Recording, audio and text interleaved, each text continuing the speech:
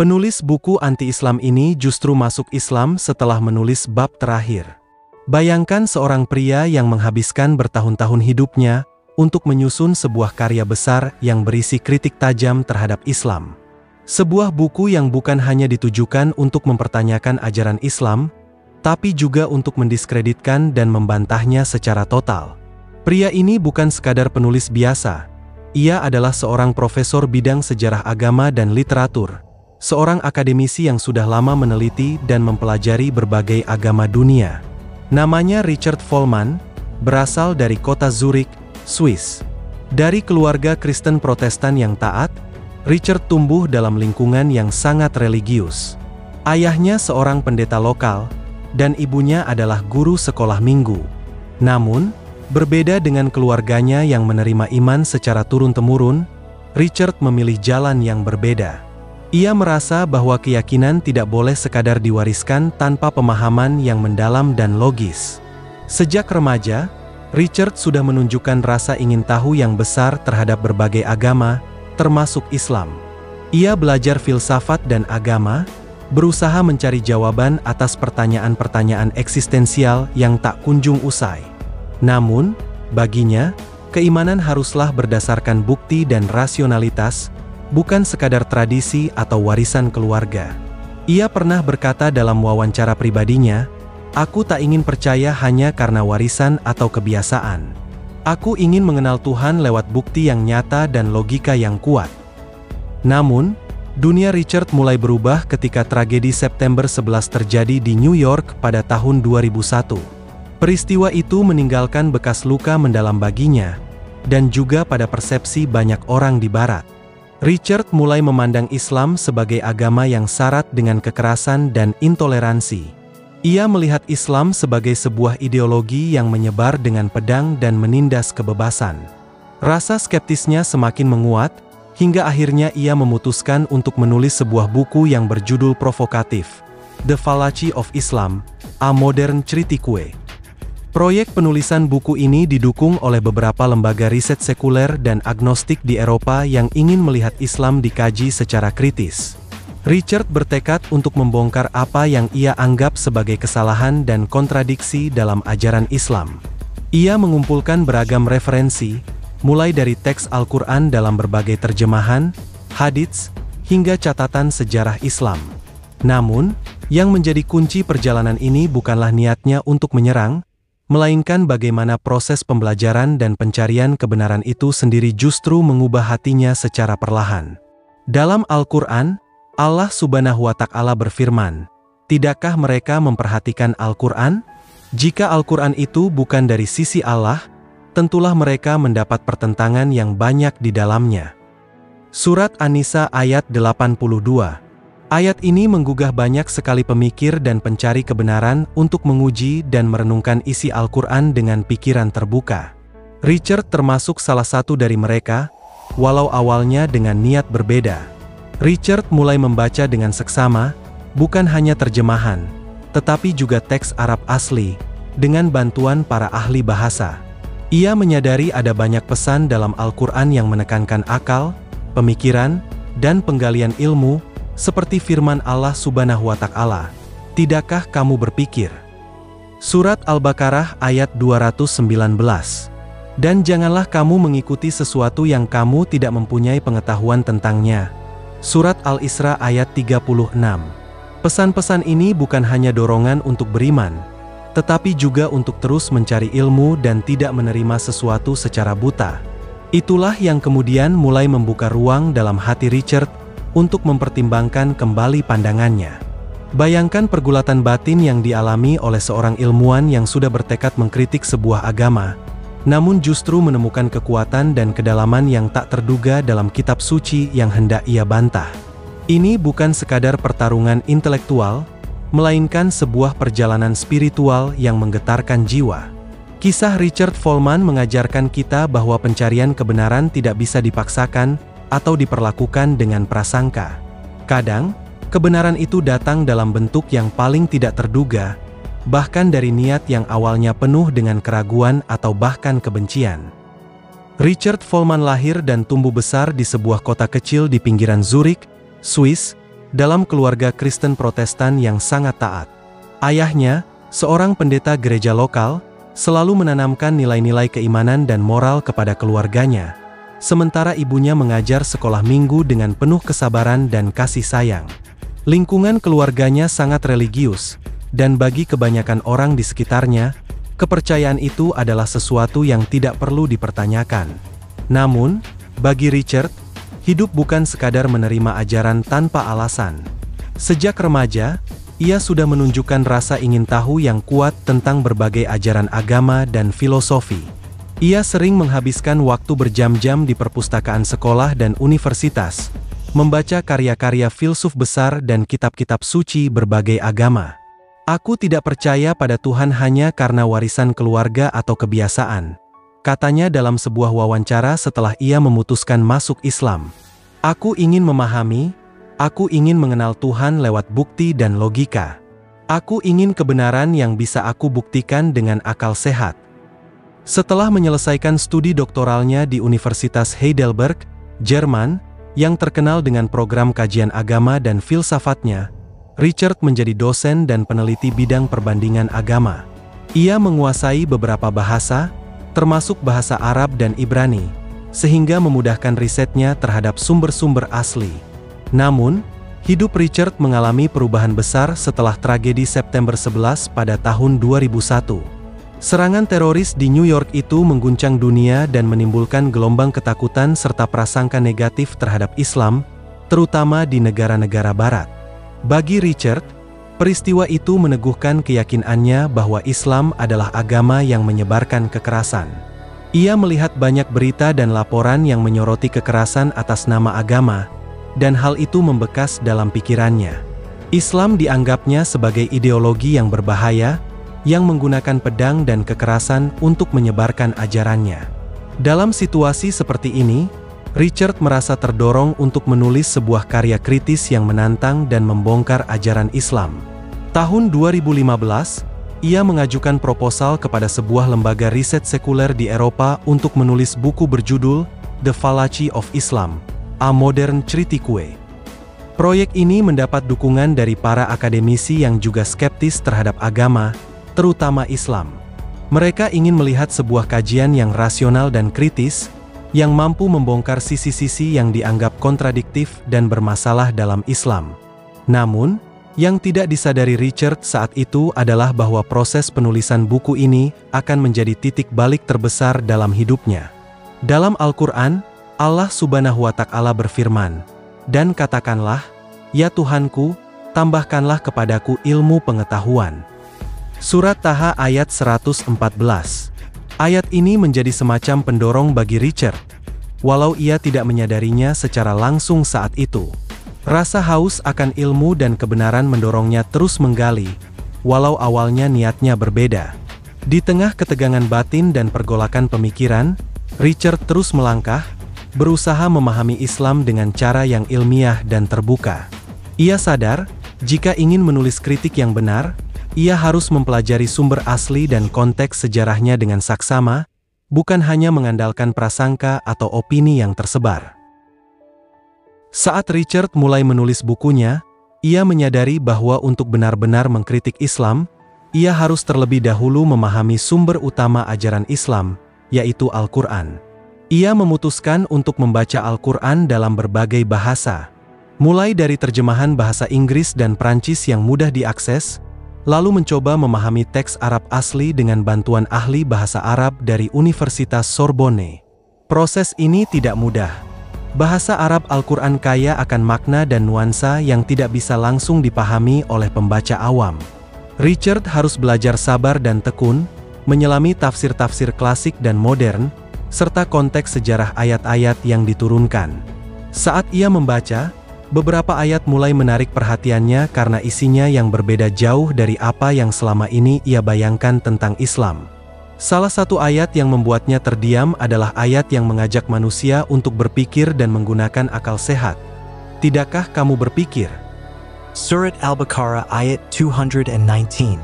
Ayat ini, yang sering ia temui dalam berbagai surat, menegaskan pentingnya refleksi dan pemikiran mendalam sebagai bagian dari iman.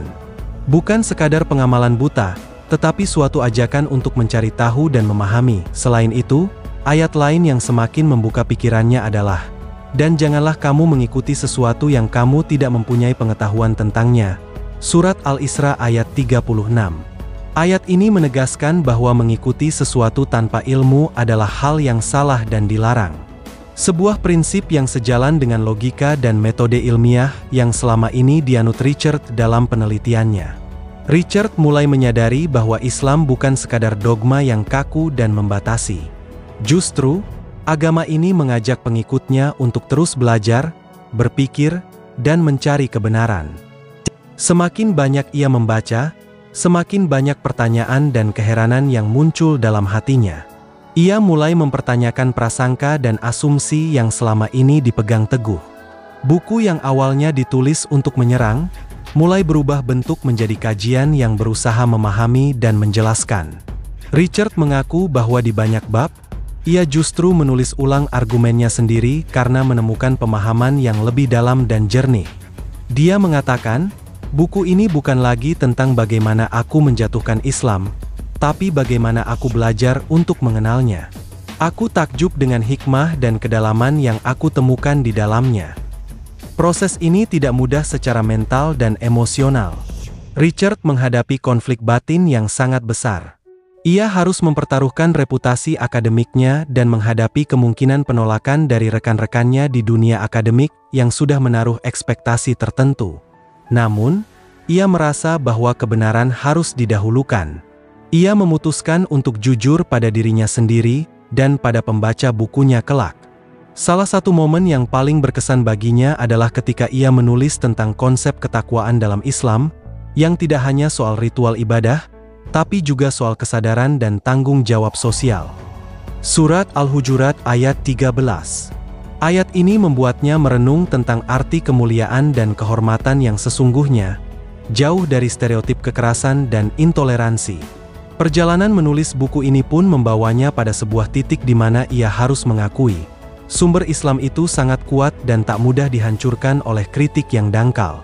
Justru sebaliknya, ajaran ini mampu menjawab banyak pertanyaan besar tentang kehidupan, manusia, dan Tuhan.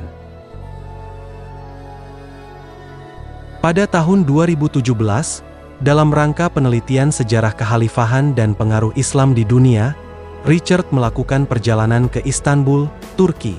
Kota yang kaya sejarah itu juga menjadi titik balik dalam perjalanan spiritualnya.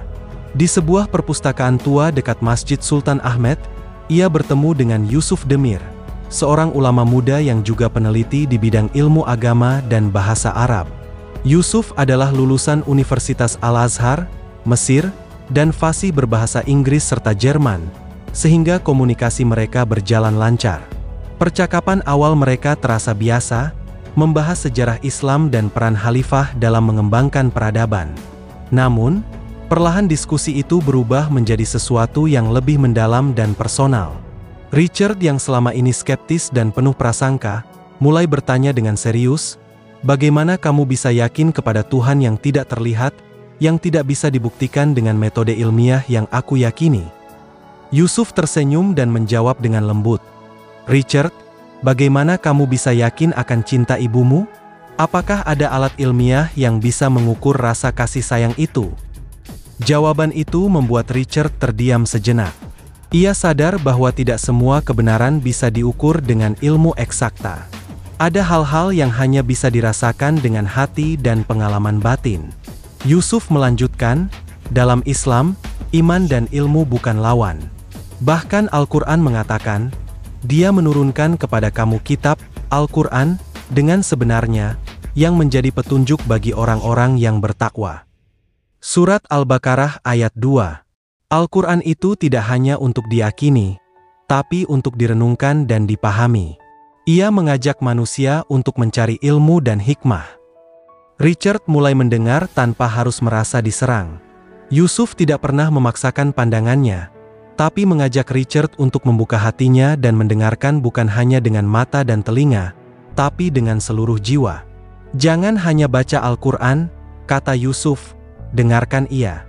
Biarkan ia berbicara kepada hatimu." Kata-kata itu membekas sangat dalam di diri Richard.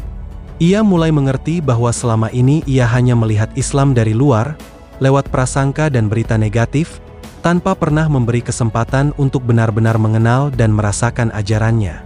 Setelah pertemuan itu, Richard mengunjungi masjid-masjid di Istanbul, berbincang dengan berbagai kalangan Muslim, dari akademisi hingga masyarakat biasa.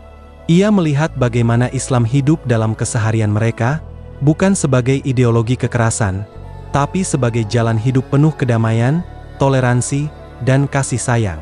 Richard juga mulai memahami makna ukhuwah, persaudaraan, yang diajarkan dalam Islam, yang melampaui batas suku, bangsa, dan status sosial. Pengalaman di Istanbul membuka babak baru dalam hidupnya. Hatinya yang selama ini tertutup mulai terbuka, dan keraguannya berganti dengan rasa ingin tahu dan pengharapan. Pertemuan dengan Yusuf dan pengalaman langsung di dunia Islam memberi Richard kekuatan baru untuk melanjutkan penulisan bukunya, bukan dengan tujuan menyerang, tapi untuk mencari kebenaran yang sesungguhnya.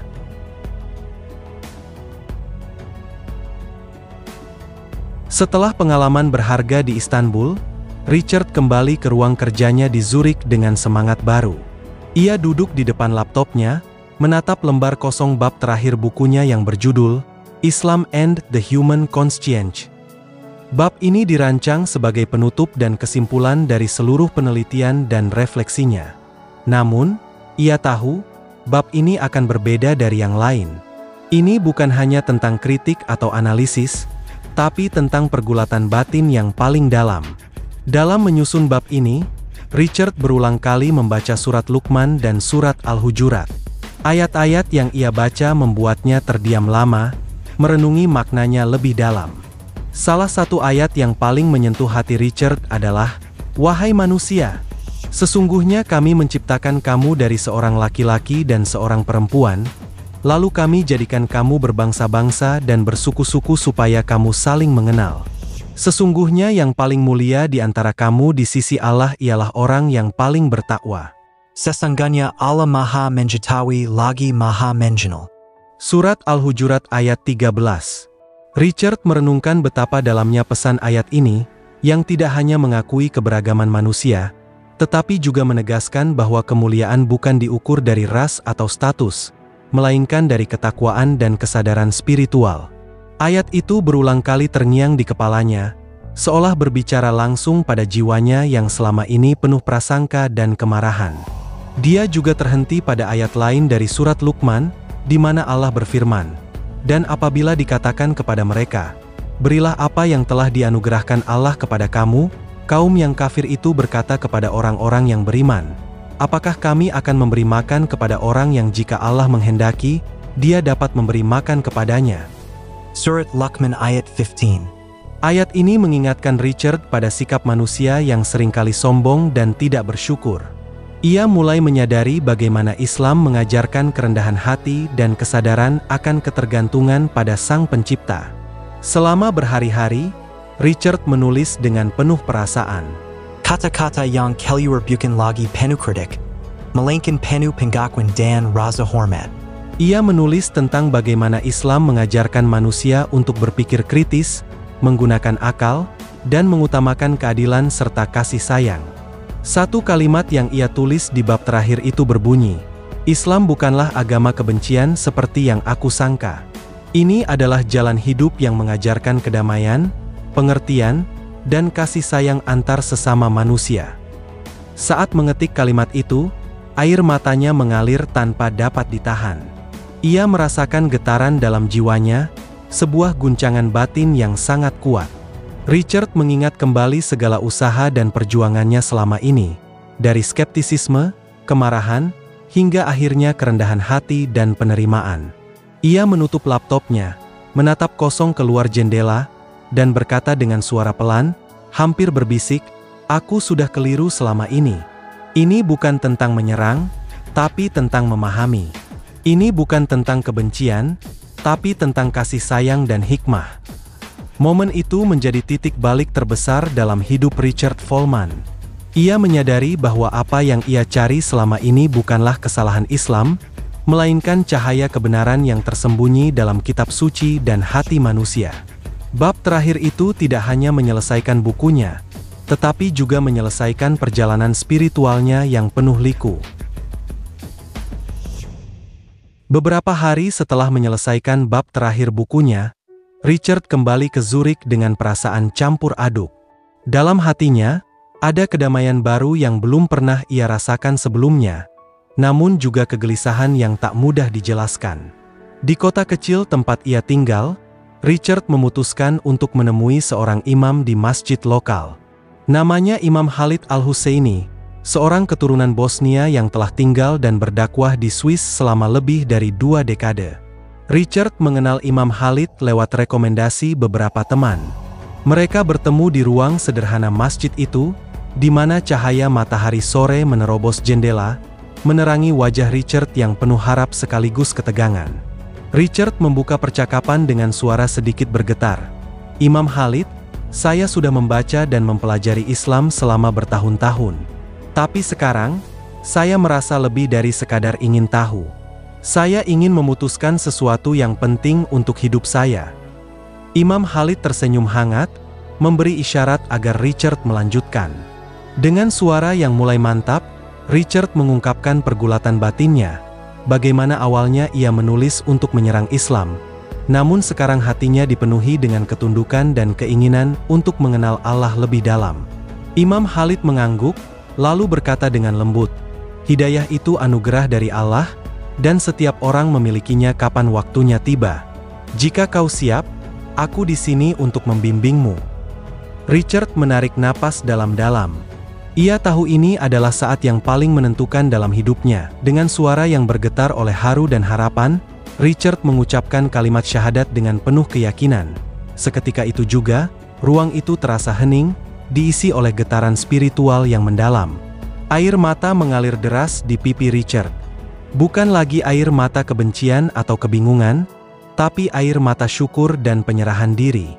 Imam Khalid mengangkat tangan, berdoa agar Allah menguatkan iman Richard dan memberinya petunjuk dalam perjalanan barunya sebagai seorang Muslim. Momen ini menggetarkan hati siapa saja yang mendengarnya.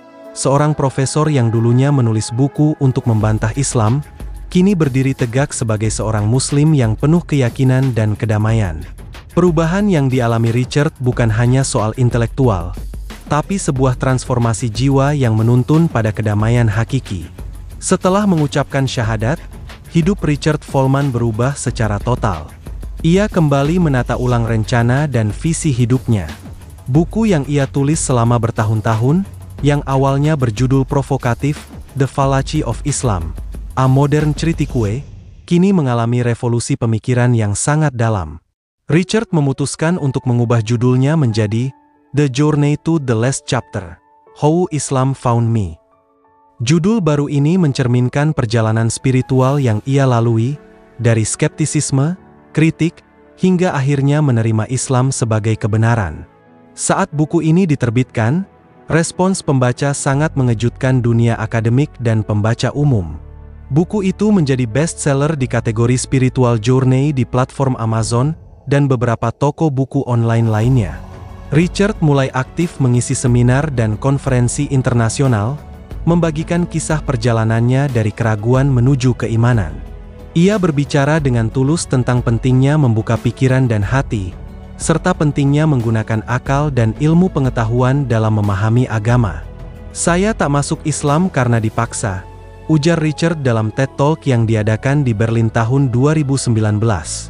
"Saya masuk Islam karena saya tidak bisa lagi menyangkal kebenarannya setelah menelaah secara mendalam."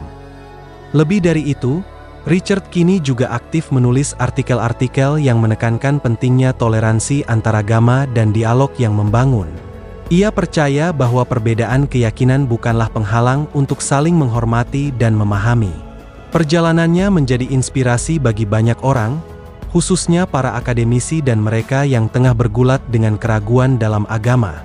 Dalam setiap tulisannya, Richard selalu menekankan ayat Al-Quran yang mengajaknya untuk berpikir kritis dan menggunakan akal sehat, seperti firman Allah dalam surat Al-Mulk ayat 10, hingga apabila mereka melemparkan diri dari tempat tinggi, neraka jahanam, maka malaikat akan menyeru kepada mereka, "Inilah yang telah dijanjikan kepadamu.